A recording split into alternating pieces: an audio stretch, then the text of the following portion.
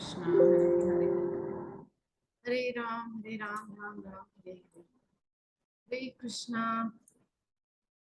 स्वागत है कृष्ण पुस्तक के आज के सत्र में। बहुत दिनों बाद पुनः कृष्ण बुक का क्लास करने का मुझे अवसर मिला है। ये सब भगवान की सेवा है।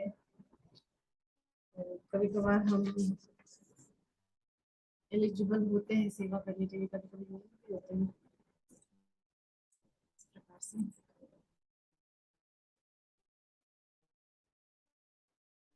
तो हम 48वें चैप्टर पर आ गए थे, जिसका नाम है श्री कृष्ण का भक्तों को आनंद प्रदान करना। तो भगवान जो है वो कुब्जा कुब्जा के घर आए और कुब्जा जो है वो भगवान वो काम भावना से कृष्ण को चाहती है, कृष्ण का सानिध्य चाहती है। हाँ, तो उसकी इच्छा को पूर्ण करने के लिए भगवान उसके निवास पर गए। पर यहाँ पर एक चीज हमको समझनी चाहिए, कृष्ण किसी के सौंदर्य पर मोहित नहीं होते। ठीक है? जब भगवान आते हैं संसार में, ठीक है, तो उनका नजरिया कैसा होता है? डिसइंटरेस्टेड होते हैं, अर्थात उदासीन होते हैं संसार के प्रति। ठीक है।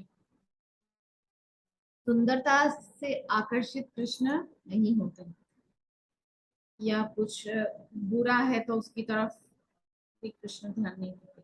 ठीक है। कहने का तात्पर्य ये है कि चाहे वो कितनी भी सुंदरी हो,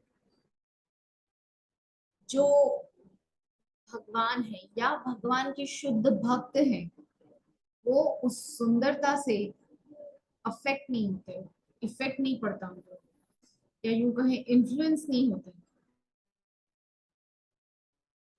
क्योंकि वो उदासीन है।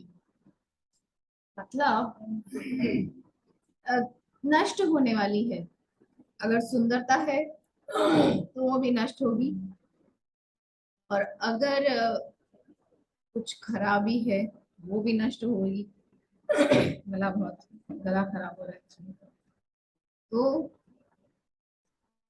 यहाँ पर लिखा है कि सहस्त्रों लक्ष्मियां निरंतर श्री कृष्ण की सेवा करती रहती हैं, अतएव इंद्रिय तृप्ति के लिए उन्हें एक नगर बाला के पास जाने की कोई आवश्यकता नहीं थी। देखिए क्या लिखा है।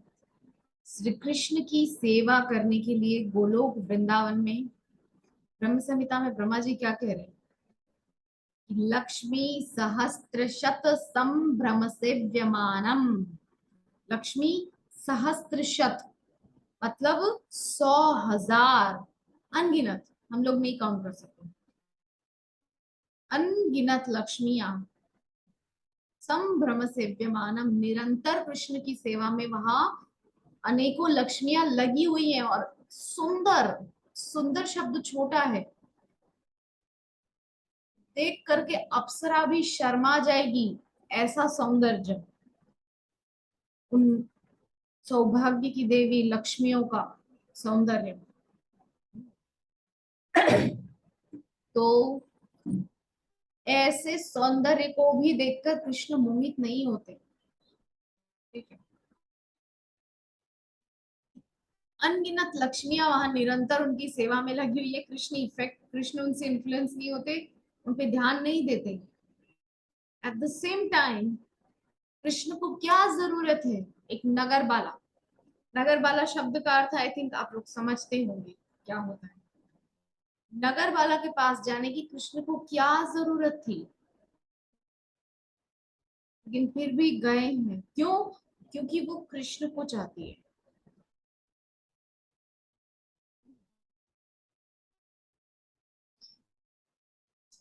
वो कृष्ण को प्रेम करती है, इसीलिए कृष्ण जस्ट उसको संतुष्ट करने के लिए वहां गए। तो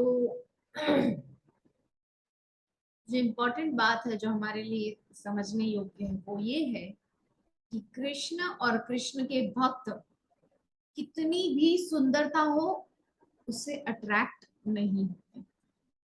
एक बार श्रील प्रभुपाद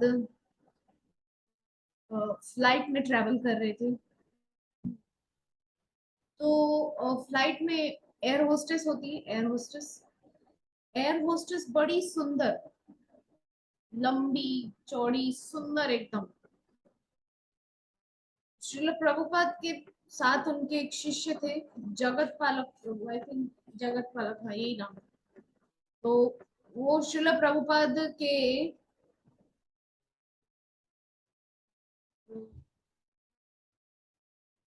साथ वहां पर बैठे थे, या कोई कौन से शिष्य, नाम मुझे ठीक से याद नहीं आ रहा है। श्रुत कीर्ति प्रभु, श्रुत कीर्ति प्रभु श्रील प्रभुपाद के साथ बैठे थे।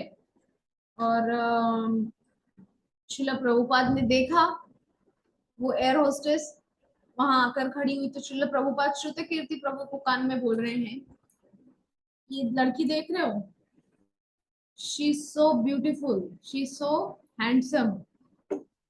उस एयर होस्टेस ने सुन लिया, तो उसने श्रील प्रभुपाद से कहा thank you so much. Srila Prabhupada ने कहा थैंक यू फॉर व्हाट? तो उसने कहा thank you for the compliment. Srila Prabhupada ने कहा it's not compliment, it's true, it's a fact. ठीक है, तुम सुंदर हो ये भी फैक्ट है, और ये पागल है, या वो क्या है, वो लंबा है, ये गोरा गोरा है, ये आधा ठिंगना है, ये सब भी फैक्ट है। लेकिन श्रील प्रभुपाद ने कहा हम किसी में इंटरेस्टेड नहीं है, कोई सुंदर है तो भी हम इंटरेस्टेड नहीं है, कोई खराब है तो भी हम इंटरेस्टेड नहीं है। ये है श्रील प्रभुपाद का दृष्टिकोण। एक्चुअली श्रील प्रभुपाद का जो दृष्टिकोण है ना, अगर वो भक्त अपने जीवन में उतार ले तो वो सच में शुद्ध भक्त बनने की काबिलियत रखेगा। श्रील प्रभुपाद का जो दृष्टिकोण है ना, वो इस दुनिया में सच में गुरु कृपा के बिना नहीं मिल सकता हूँ। क्योंकि जैसा जैसा दृष्टिकोण श्रील भक्ति सिद्धांत सरस्वती ठाकुर प्रभुपाद का था, लगभग वैसा ही दृष्टिकोण श्रील प्रभुपाद का था। इसीलिए श्रील भक्ति सिद्धांत सरस्वती ठाकुर के कोई और डिसाइपल वो नहीं कर पाए जो श्रील प्रभुपाद ने किया। श्रील प्रभुपाद ने जो अचीवमेंट हासिल किया है पूरी दुनिया, around the world, he visited every place. हाँ, पूरी पृथ्वी का चक्कर लगाया 14 बार। 1965 से लेकर 1977, ऑलमोस्ट 12 वर्ष, 12 वर्षों में श्रील प्रभुपाद ने पूरी पृथ्वी का 14 बार परिभ्रमण किया। He circumambulated the entire earth almost 14 times। ठीक है, 14 बार पूरी पृथ्वी का परिक्रमा श्रील प्रभुपाद ने किया। लेकिन श्रील प्रभुपाद का जो दृष्टिकोण है वो इस दुनिया में किसी और का नहीं हो सकता। क्या मतलब है, श्रील प्रभुपाद क्या कह रहे हैं कि तुम सुंदर हो लेकिन हम इंटरेस्टेड नहीं है। क्यों? क्योंकि श्रील प्रभुपाद जानते हैं कि वो शरीर नहीं है, वो आत्मा है। श्रील प्रभुपाद उसके असली स्वरूप को देख पा रहे हैं। श्रील प्रभुपाद उस हाड़ मास के गंदे पात्र को नहीं देख रहे हैं, उसके अंदर बैठे हुए उस विशुद्ध आत्मा को देख पा रहे हैं। क्योंकि हाड़ मास का पुतला तो गंदगी है, आप थोड़ा सा यहाँ से ऐसे चमड़ी उधेड़ेंगे ना चमड़ी अगर थोड़ा सा निकालेंगे तो गंदा सा बदबूदार मांस दिखाई देगा अंदर से। अच्छा, फॉर एग्जाम्पल, आप प्रैक्टिकल करके देखिएगा कभी लाइफ में, आपके शरीर में कहीं चोट लग जाए तो ब्लड ब्लड निकलता है। उस ब्लड को थोड़ा देर हाथ में लगे रहने दीजिए, ऐसे मलकर, और थोड़ी देर बाद उसको स्मेल कीजिएगा, बहुत गंदी स्मेल आएगी उस ब्लड में से। ठीक है, शरीर के हर एरिया से, हर पार्ट से गंदगी ही गंदगी निकलती है, चाहे कोई विश्व सुंदरी क्यों ना हो। मिस यूनिवर्स या मिस वर्ल्ड का जो ताज पहनाया जाता है, हरे कृष्ण प्रभु जी, हाँ, वो सुंदरियों के शरीर से भी गंदगी ही निकलती है, अमृत की बूंद नहीं निकलती। सुनने में अजीब लगेगा, लेकिन that is the fact. Srila Prabhupada उस फैक्ट को जानते थे, हम नहीं जानते। हम सुंदरता देखते हैं तो हम अट्रैक्ट होते हैं, श्रील प्रभुपाद डिसइंटरेस्टेड थे। तुम सुंदर हो, मुझे फर्क नहीं पड़ता। इसी प्रकार से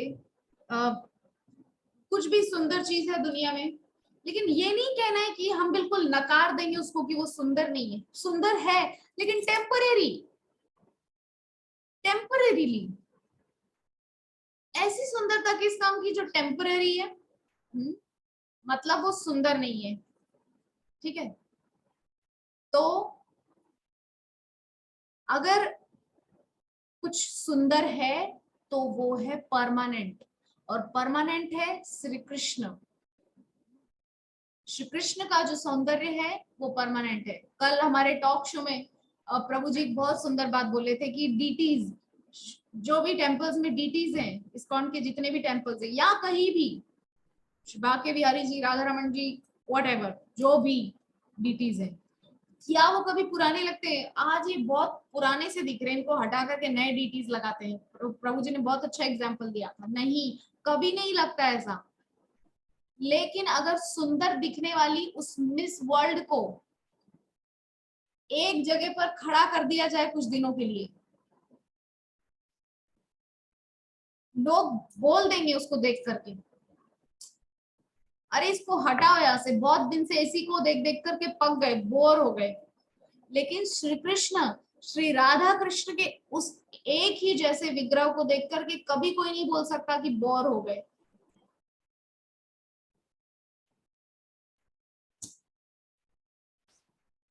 ये है भगवान के सौंदर्य और संसार की टेम्परेरी सुंदरता के बीच का डिफरेंस। एक और बहुत आजकल की दुखद बात है कि लड़कियां जानबूझ के ऐसे कपड़े पहनती हैं, जानबूझ के ऐसे कपड़े पहनती है जिससे वो लोगों का आकर्षण हासिल करें।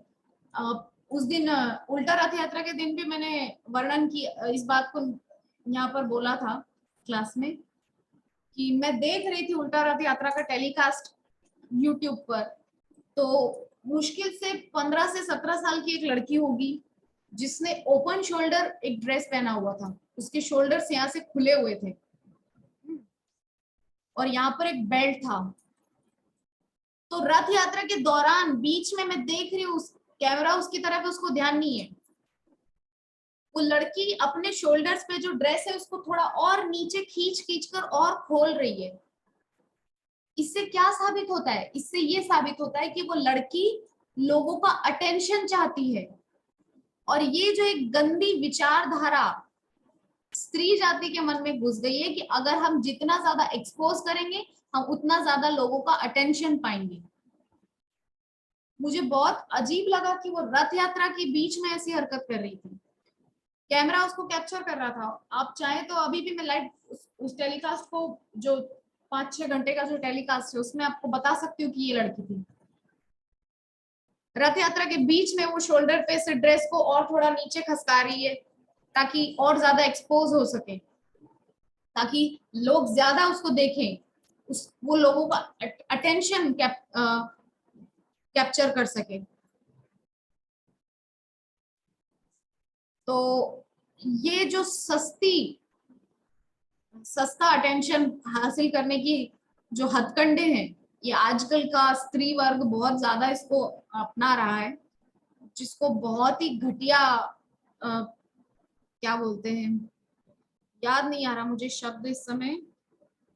अम, सस्ता क्या वर्ड था, मुझे याद नहीं आ रहा है।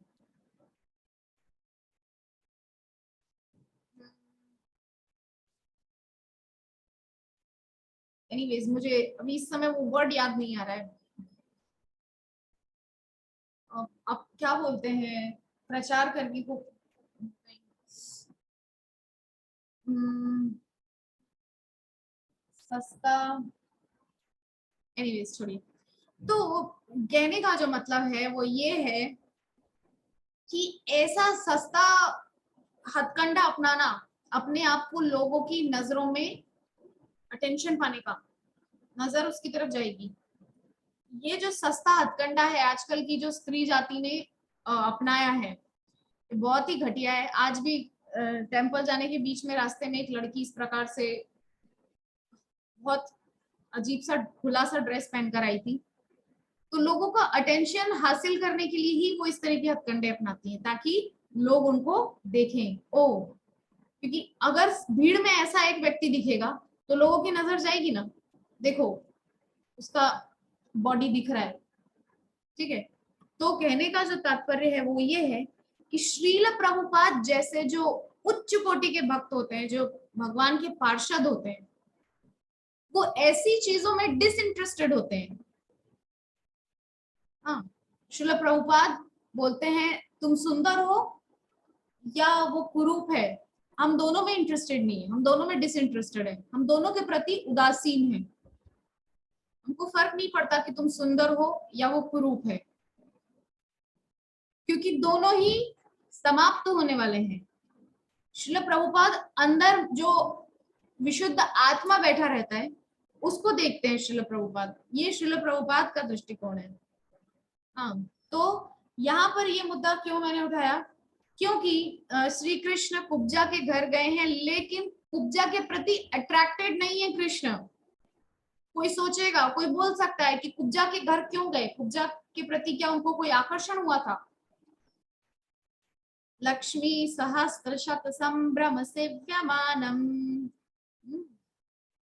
करोड़ों अरबों अनगिनत लक्ष्मियां गोलोक वृंदावन में ऐसे ही सेवा करती रहती, कृष्ण उनकी तरफ ध्यान भी नहीं देते। ठीक है, जैसे कृष्ण है, मैंने इस पॉइंट की शुरुआत में बोल दिया था, जैसे कृष्ण है वैसे ही उनके शुद्ध भक्त होते हैं। कृष्ण क्या है, सुंदरता हो या कुरूपता हो डिसइंटरेस्टेड, उसी प्रकार से कृष्ण के भक्त भी सुंदरता हो या कुरूपता हो डिसइंटरेस्टेड, नो इंटरेस्ट, कोई फर्क नहीं पड़ता, सुंदर है होगा, नो इंटरेस्ट। तो वही बात यहाँ पर है, कृष्ण गए जरूर है कुब्जा के घर में, लेकिन अपने भक्त की मनोवांछा को पूर्ण करने, वहां पे कृष्ण का अपना कोई इंटरेस्ट नहीं है, अपनी कोई इच्छा नहीं है, क्योंकि कृष्ण आत्माराम है, वो अपने आप में संतुष्ट है, उनको किसी और की जरूरत नहीं संतुष्टि के लिए। जैसे हम लोग, हम मनुष्यों को कोई चाहिए संतुष्टि के लिए, लेकिन कृष्ण स्वयं में संतुष्ट हैं, कृष्ण सेल्फ सेटिस्फाइड है, अपने आप में ही संतुष्ट है कृष्ण, उनको कोई दूसरा नहीं चाहिए। इसीलिए श्रीमती राधा रानी उन्हीं का अंश है, उन्हीं के वाम अंग में से प्रकट हुआ उनका उद्भव हुआ है, आविर्भाव हुआ है। तो कृष्ण को कहीं से और कुछ प्रकट नहीं करना पड़ता, या कृष्ण या कोई और आकर के कृष्ण को संतुष्ट नहीं करता, कृष्ण अपने आप से ही सेटिस्फाइड रहते हैं। भक्त कृष्ण को सेटिस्फाइड करने की चेष्टा करें तो कृष्ण को अच्छा लगता है, ठीक है, लेकिन कृष्ण को जरूरत नहीं है कि आप उनको सेटिस्फाई करें, सेल्फ सेटिस्फाइड। तो हम आगे बढ़ते हैं, भगवान कुब्जा के घर गए, यहाँ पर कह रहे हैं ना श्रील प्रभुपाद, क्या था, इंद्रिय तृप्ति के लिए उन्हें एक नगर बाला के पास जाने की आवश्यकता नहीं थी, किंतु वे सबके प्रति कृपालु हैं। देखिए यहाँ पर मुझे श्रील प्रभुपाद का ही बार बार स्मरण आ रहा है। श्रील प्रभुपाद इंटरेस्टेड नहीं थे विदेशी लड़कियों के साथ घूमने में या उन लोगों के साथ इंटरैक्ट करने में, क्योंकि श्रील प्रभुपाद कृपालु थे। जीव मात्र के प्रति श्रील प्रभुपाद के अंदर दया का भाव था कि जो गुरु कृपा मुझे मिली है वो अब मैं उसको वितरित करूं पूरे संसार में, ताकि वो लोग भी उसका लाभ उठा करके अपने असली पति, श्रील प्रभुपाद का एक कोटेशन में पढ़ रही थी, उसमें श्रील प्रभुपाद बोल रहे हैं कि हमको चेष्टा करनी है अपने स्पिरिचुअल हस्बैंड, यानी कि हमारे जो आध्यात्मिक पति हैं श्री कृष्ण के पास पुनः लौटने की। हम सब श्री कृष्ण की पत्नियां हैं, हम सब उनकी शक्ति हैं, इसीलिए हमको वापस अपने शक्तिमान के पास लौटना है, हमको वही चेष्टा करनी चाहिए। तो श्रील प्रभुपाद उनको कोई इंटरेस्ट नहीं था, लेकिन उनके अंदर जो करुणा का भाव था उसकी वजह से श्रील प्रभुपाद जो है संसार भर में भ्रमण करके और सबको सुंदर ये जो है कृष्ण भक्ति का मार्ग उन्होंने दिखाया। तो इसीलिए श्री कृष्ण ने कुब्जा के घर जाने का निश्चय किया। कहा जाता है कि कुटिल व्यक्ति के आंगन को भी चंद्रमा अपनी चांदनी से वंचित नहीं करता है। हिप्पीज क्या थे? घर बार सब कुछ छोड़ करके सड़कों पर पड़े रहते थे और निरंतर एलएसडी, हेरोइन और ड्रग्स का सेवन करते थे। लेकिन श्रील प्रभुपाद ने ऐसे क्या कहना चाहिए, नीच अपने आप को बिल्कुल निम्नता की ओर ले जा चुके, अपने आप को बिल्कुल गर्त में ले जा चुके लोगों को भी मतलब कृष्ण प्रभुपाद उनके ऊपर भी अपनी करुणा बरसाए।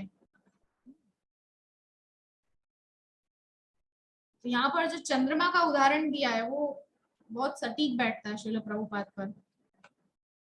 उन्होंने ये नहीं सोचा कि ये अच्छा नहीं है, ये नशा करता है, इसको मैं कृष्ण भक्ति क्यों दूं, ये तो चरस गांजा पीता है, इसको मैं क्यों कृष्ण भक्ति सिखाऊं। नहीं, श्रील प्रभुपाद ने भेदभाव नहीं किया, सब लायक है श्री कृष्ण भक्ति के, ये सभी तो कृष्ण के है ना।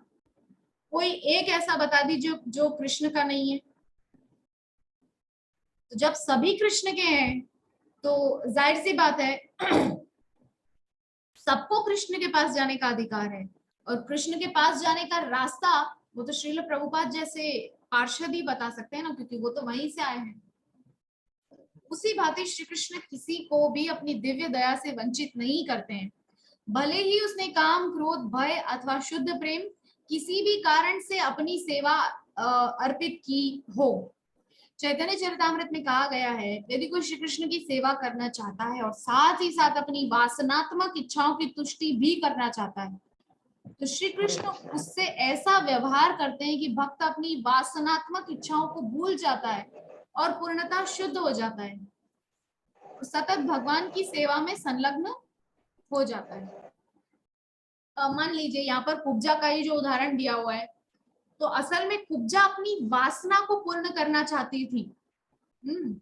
श्री कृष्ण को अपने घर बुला करके अपनी वासना को संतुष्ट करना चाहती थी, लेकिन श्री कृष्ण के चरण घर में पड़ते ही वो जो भाव उसके अंदर था वो चला गया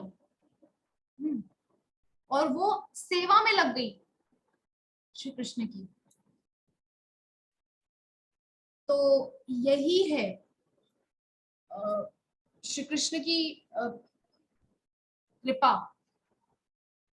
कि कोई कितना भी दुरात्मा क्यों ना हो,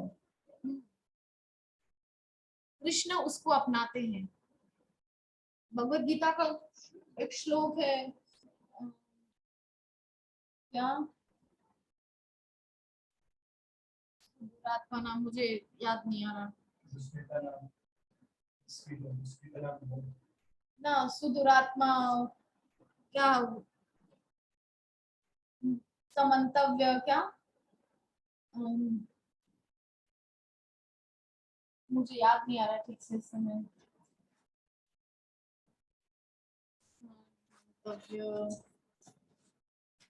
साधुरेव समंतव्य क्या है, आगे से कुछ याद नहीं आ रहा है। साधुरेव समंतव्य चाहे मतलब भगवान का यहाँ पर कहना ये है, इस श्लोक के माध्यम से भगवान कहना चाह रहे हैं कि कोई कितना भी दुरात्मा हो, उसको मैं साधु रूप में स्वीकार करता हूँ, मेरा भक्त। अगर किसी ने एक बार भी अपने आप को मेरे पास सरेंडर कर दिया है, तो वो कितना भी बड़ा पापी क्यों ना हो, दुरात्मा क्यों ना हो, मैं उसको साधु बोलता हूँ, मैं उसको साधु मान के स्वीकार करता हूँ। साधु रेव स मंतव्य, मेरा मंतव्य, भगवान बोल रहे हैं, भगवान का ये मंतव्य है कि वो साधु है, जो मेरा हो चुका है वो साधु है। तो अपने वचनों को पूर्ण करने के लिए उद्धव सहित श्री कृष्ण कुब्जा के घर गए, जो अपनी काम वासनाओं की तुष्टि के लिए कृष्ण को बुलाने को अत्यंत उत्सुक थी। देखिए यहाँ पर कुब्जा की जो भावना है वो हम सब समझ रहे हैं। जब श्री कृष्ण उसके घर पहुंचे तो उन्होंने देखा कि उसके घर की समस्त सज्जा इस प्रकार की गई थी जो मानव की वासना को उत्तेजित कर सके।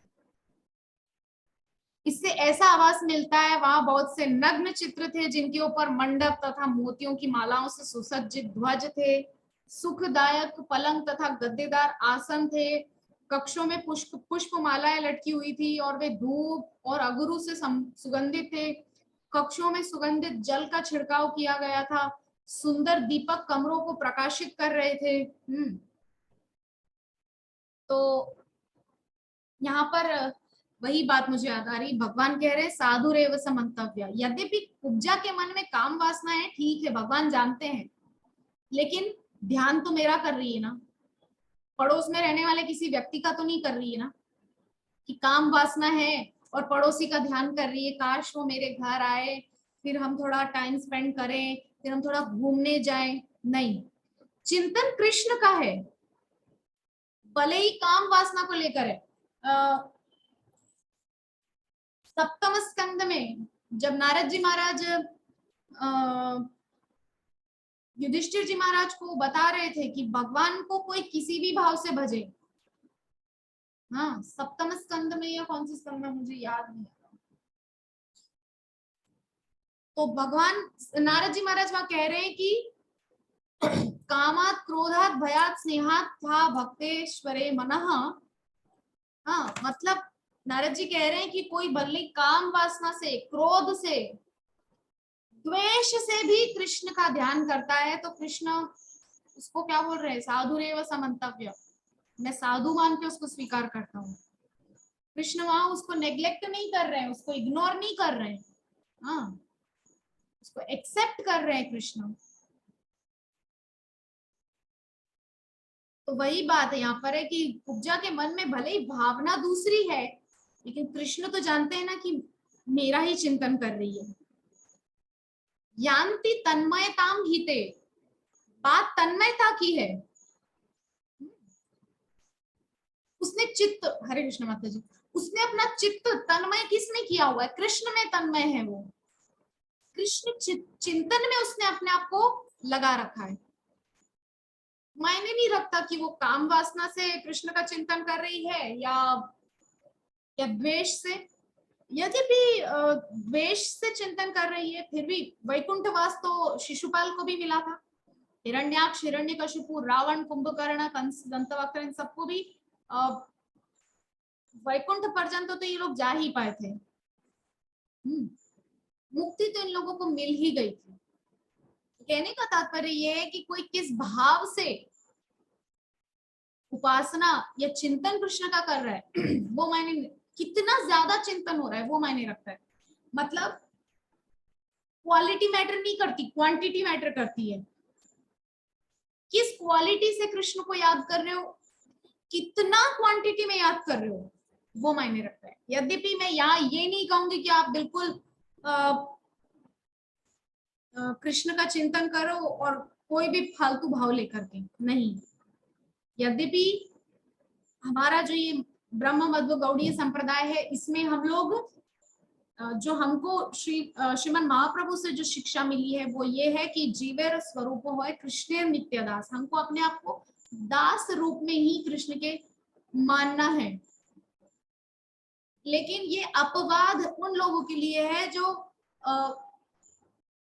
मतलब जो एग्जाम्पल सेट हुए हैं, पहले कि देखिए ऐसा करने वालों को भी कृष्ण ने अपना धाम प्रदान किया है।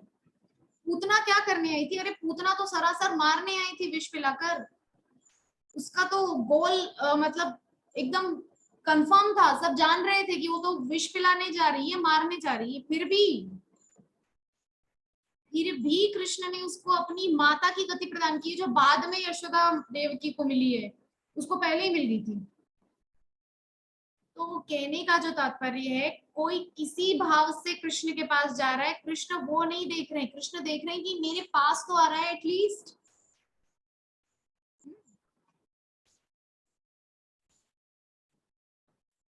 जैसे एक बच्चा स्कूल में पढ़ने जा रहा है, तो टीचर ये थोड़ी देख जान रहा है कि वो अय्याशी करने के लिए या सिर्फ टाइम पास करने के लिए, या पेरेंट्स ने जबरन जबरन भेज दिया है स्कूल तो बस किसी तरह आ गया स्कूल। लेकिन आखिरकार स्कूल तो आ गया ना, अब रहेगा क्लासरूम में, कुछ तो ब्लैक बोर्ड की तरफ ध्यान देगा, टीचर पढ़ाएंगे, सुनेगा, समझेगा, कुछ तो घुसेगा भेजे में। हम्म, उसी प्रकार से श्री कृष्ण जो है वो अ, ये कहना चाह रहे हैं यहाँ पर कि कोई किसी भाव से मेरे पास आ रहा है, एटलीस्ट आए तो। एक एक कहावत कहावत नहीं बोलेंगे, आजकल के जो लोग बोलते हैं क्या, 100 चूहे खाकर बिल्ली चली हज करने, ऐसे बोलते हैं ना माता जी, है ना? 100 चूहे खाकर बिल्ली चली हज करने, हज को। तो यहाँ पर जो कहने का तात्पर्य, श्री कृष्ण जो कहना चाह रहे, अरे 100 चूहे खाने के बाद भी जाए तो सही।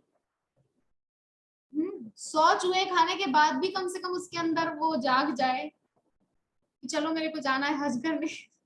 तो जाए एटलीस्ट। 100 चूहे खा करके भी जा जी रही माता जी, है ना। मतलब गलती करके भी मेरे मेरे भक्ति में लगा है ना, ये तो यही हुआ ना। यस, वही बात श्रील जी। प्रभुपाद का दृष्टिकोण जो मैंने कल भी टॉक शो में बोला था। श्रील प्रभुपाद का दृष्टिकोण देखिए, कह रहे हैं कि अरे ये मत देखो कि वो लोग झगड़ा कर रहे हैं, ये देखो कि इतना दुर्गुण होने के बावजूद भी भक्ति में टिके हुए हैं। क्या हम में दुर्गुण नहीं है? सब में है। हम लोग हमने है जी। कभी भी वही है, हम लोग अभी नहीं सुधरे हैं, बहुत खराबियां हैं, लेकिन फिर भी हम लोग भक्ति में ट्राई तो कर रहे हैं एटलीस्ट। दूसरे लोगों की तरह तो नहीं ना, सिर्फ खाना कमाना सोना बच्चे पैदा करना, खाना कमाना सोना बच्चे पैदा करना, सुबह उठे खाने की चिंता, दिन भर कमाया, रात को सो गए, बच्चे पैदा कर लिए, हो गया। नहीं, हम लोगों के जीवन में एक और इंगेजमेंट है, एक और व्यस्तता है। वो क्या है? कृष्ण कॉन्शियसनेस। श्रील प्रभुपाद जैसे शुद्ध भक्तों का दृष्टिकोण ऐसा होता है, वो देख पाते हैं कि भले ही कुछ भी कर रहा है लेकिन दिन में थोड़ा समय तो भगवान की भक्ति के लिए निकाल रहा है। क्योंकि कहाँ से कहाँ मतलब कहाँ तो बिल्कुल ही भगवान से लेना देना ही नहीं था दूर तक, लेकिन अभी थोड़ा तो वास्ता हुआ है भगवान से। भैया पानी।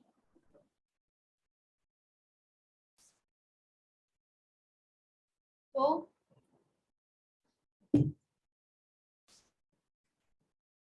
इस प्रकार से हम समझ गए।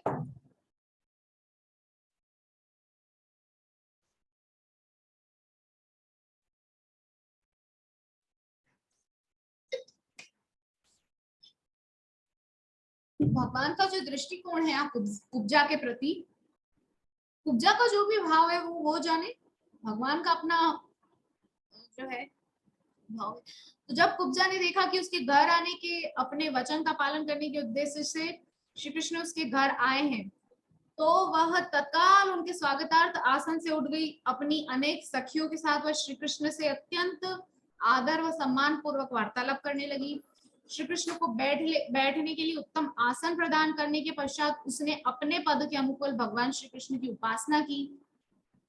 कुब्जा व उसकी सखियों ने उद्धव जी का भी इसी भांति स्वागत किया, किंतु उद्धव जी श्री कृष्ण की बराबरी के स्तर पर बैठना नहीं चाहते थे, अतः वे धरती पर ही बैठ गए। तो कृष्ण को आता देख करके उसने सम्मान दिया, बैठने का आसन दिया, उद्धव जी आकर के बैठ गए, दोनों साथ में आए थे। साधारणतः ऐसी परिस्थितियों में लोग जैसा करते हैं। श्री कृष्ण समय नष्ट किए बिना कुब्जा के शयन कक्ष में प्रविष्ट हुए।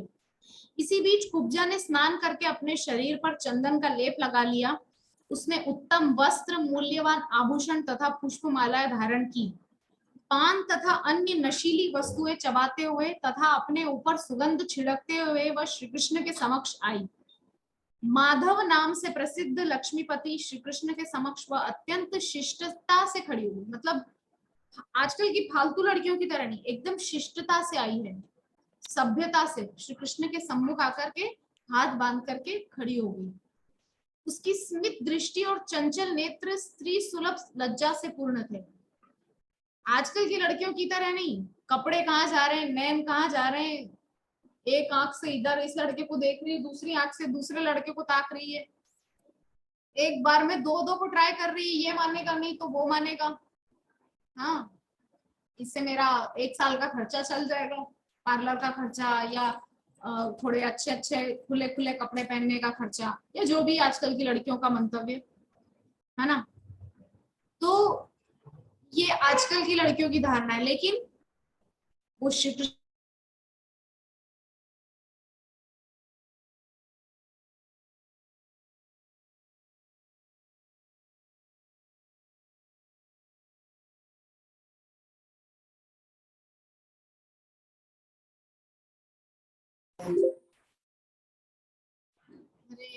हरे कृष्णा कृष्णा कृष्णा हरे हरे, हरे राम राम राम हरे हरे।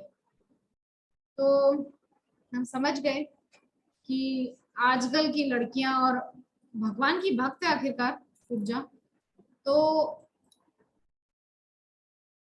उसका बहुत ही मतलब सभ्यता से वो बिहेव कर रही है भगवान के साथ में, है ना। तो जब श्री कृष्ण ने देखा कि कुब्जा उनके निकट आने में असमंजस कर रही है और तत्काल उन्होंने चूड़ियों से सुशोभित उसका हाथ पकड़ लिया।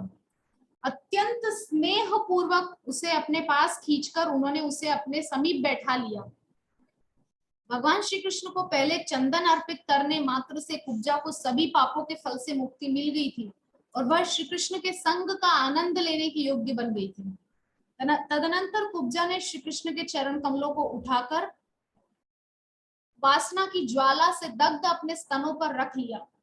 श्री कृष्ण के पद कमलों की सुगंध को सूंघकर उसे तत्काल सभी वासनाओं से मुक्ति मिल गई। ये देखिए, ये है श्री कृष्ण की कृपा अपने भक्त पर। कुब्जा के अंदर क्या थी? काम वासना थी, लेकिन श्री कृष्ण के चरणों की सुगंध मात्र से सारी काम वासना चली गई और शुद्ध भक्ति का उदय हो गया उसके अंदर। शुद्ध भक्ति का उदय हो गया। तो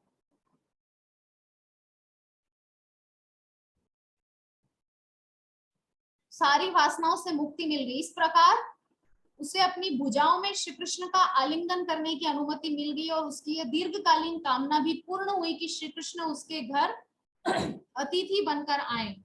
श्री कृष्ण ने उसका आलिंगन किया और उसके घर आने का जो वादा श्री कृष्ण ने किया था वो श्री कृष्ण ने पूर्ण किया। भगवत गीता में कहा गया है कि भौतिक पापों के फल से मुक्ति मिले बिना कोई भी भगवान की दिव्य प्रेममयी सेवा में संलग्न नहीं हो सकता है। श्री कृष्ण को चंदन का लेप अर्पित करने मात्र से कुब्जा को यह पुरस्कार प्राप्त हुआ। क्या कह रहे हैं? भगवत गीता में कहा गया है कि भौतिक पापों के फल से मुक्ति मिले बिना कोई भी भगवान की दिव्य प्रेममयी सेवा में संलग्न नहीं हो सकता। अच्छा, तो पाप से तो उसको मुक्ति तभी मिल गई थी।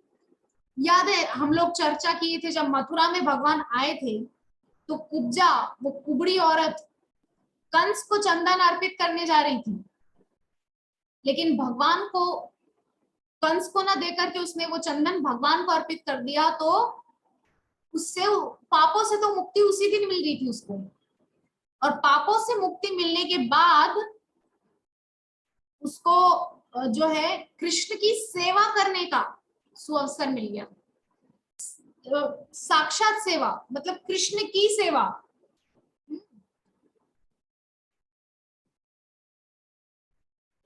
मतलब कृष्ण स्वयं है वहां पर, ऐसी सेवा करने का उसको अवसर वहां मिला है।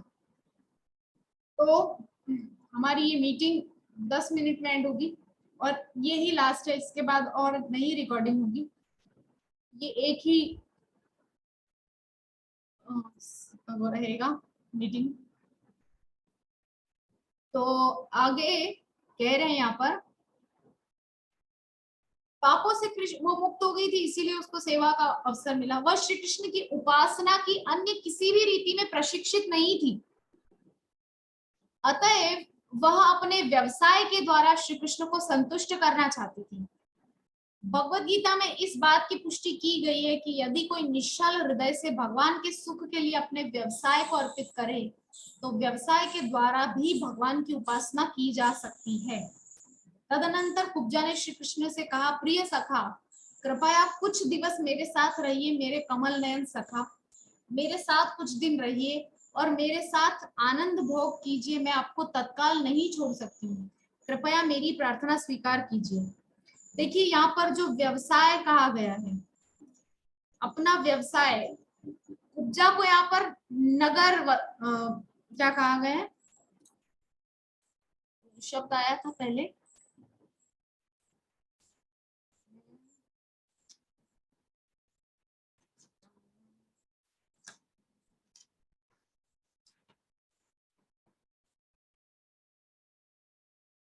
नगरबाला। उपजा को यहाँ पर नगरबाला कहा गया है। नगरबाला शब्द से आप लोग समझ गए होंगे कि वो उसका क्या व्यवसाय है, ठीक है, उसका क्या व्यवसाय है, इससे समझ में आ गया कि नगरबाला क्या होता है। समझ गए नंद किशोरी माता जी, नगरबाला मतलब?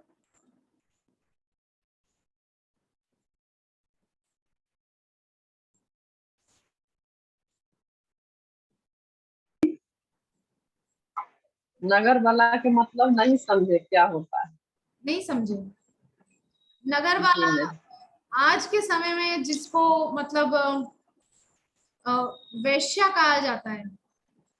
अच्छा अच्छा, अब समझ गए, सभ्य समझ। समाज, पहले के सभ्य समाज में उसको नगर वाला कहा जाता था, अर्थात ओ, वो अपना शरीर नहीं बेचती थी, वो केवल नृत्य करके लोगों को मन बहलाती थी, ठीक है।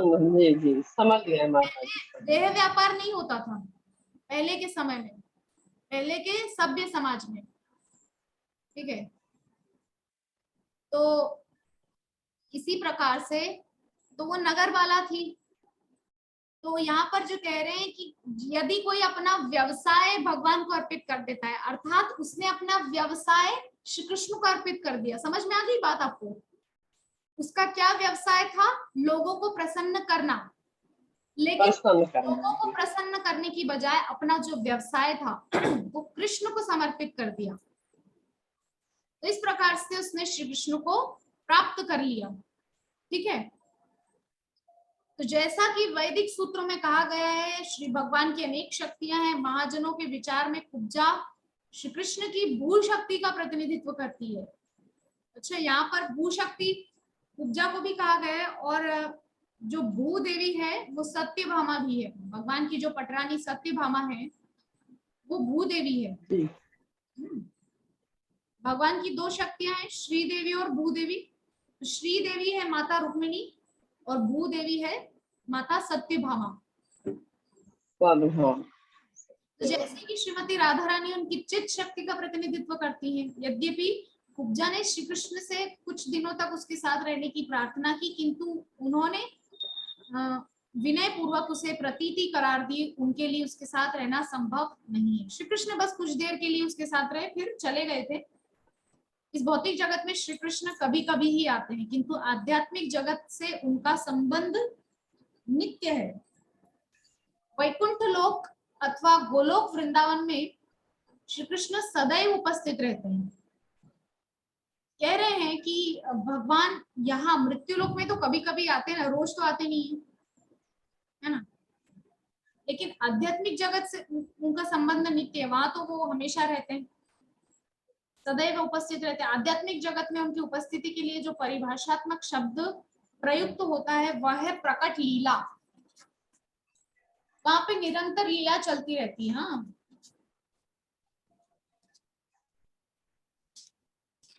तो मधुर शब्दों से कुब्जा को संतुष्ट करने के उपरांत श्री कृष्ण संबंध उद्धव सहित अपने घर लौट आए। श्रीमद् भागवतम में एक चेतावनी दी गई है कि श्री कृष्ण की उपासना सरल नहीं है, क्योंकि वो विष्णु तत्वों में प्रमुख श्री भगवान है। श्री कृष्ण की उपासना करना अथवा उनसे संबंध रखना कोई सरल कार्य नहीं है। विशेष रूप से उन भक्तों के लिए एक चेतावनी है जो माधुर्य प्रेम के माध्यम से श्री कृष्ण की ओर आकर्षित होते हैं। श्री कृष्ण से प्रत्यक्ष संबंध के द्वारा इंद्रिय तृप्ति की कामना करना उनके लिए हितकर नहीं है। मतलब श्री कृष्ण से आप इंद्रिय तृप्ति की कामना रखोगे तो ये गलत है। वास्तव में इंद्रिय तृप्ति की क्रियाएं भौतिक हैं। आध्यात्मिक जगत में चुंबन, आलिंगन जैसे लक्षण तो है, किंतु भौतिक जगत में जैसे इंद्रिय तृप्ति की प्रक्रिया होती है वैसी वहां कोई प्रक्रिया नहीं है। यह चेतावनी मुख्यतः उन लोगों के लिए जो सहजिया के नाम से जाने जाते हैं और यह मानकर चलते हैं कि श्री कृष्ण एक सामान्य मानव हैं। वे एक विकृत तरीके से उनके साथ यौन जीवन भोगना चाहते हैं। आध्यात्मिक संबंध में इंद्रिय तृप्ति सर्वाधिक नगण्य है, मतलब बहुत ही निम्न माना जाता है इंद्रिय तृप्ति को भक्ति जीवन में। जो कोई श्री कृष्ण के साथ विक्रिय इंद्रिय तृप्ति का संबंध रखने की कामना करता है उसे अल्प बुद्धि समझना चाहिए, उसकी प्रवृत्ति के शुद्धिकरण की आवश्यकता है। तो जो लोग ऐसा सोचते हैं जैसा पति पत्नी में संबंध होता है वैसा हम श्री कृष्ण के साथ संबंध स्थापित करेंगे, तो ये सिर्फ और सिर्फ मूर्खता है। प्रभुपाद ने यहाँ पे बोल दिया उसे अल्प बुद्धि समझना चाहिए। अब श्री कृष्ण के साथ भी वैसे ही संबंध बनाना चाहते हो? नहीं, ये भौतिक जगत नहीं है, ये आध्यात्मिक जगत में नहीं है ऐसा संबंध। आध्यात्मिक जगत में सब कुछ बहुत ऊंचे लेवल का है और यहाँ पे सब कुछ बहुत निम्न लेवल का है, बहुत ही निचले स्तर का है। तो इस प्रकार से आज के सत्र को यही विश्राम देंगे। आप में से किसी का कोई प्रश्न हो तो पूछ सकते हैं। हरे कृष्ण।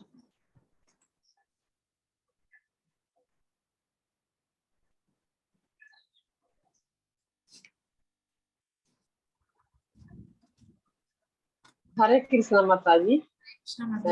माता जी जब जब कुब्जा जब ठीक हो गई, मतलब ये टेढ़ी मेढ़ी थी, कृष्ण भगवान उसको जब सीधा कर दिए तो फिर कुब्जा चली कहाँ गई?